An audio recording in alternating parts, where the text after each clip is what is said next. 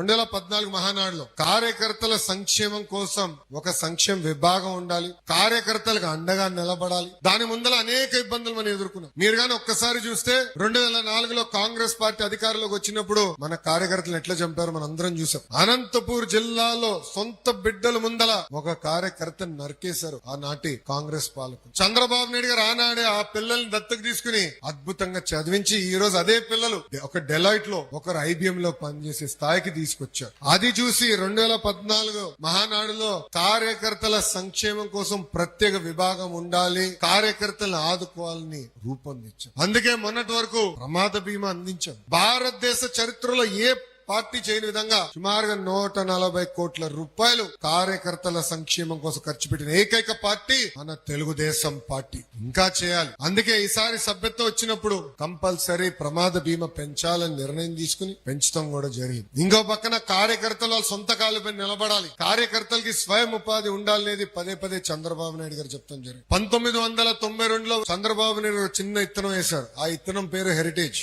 మొదటి సంవత్సరంలో 30 లక్షల రూపాయలు టర్న్ ఓవర్ కంపెనీ.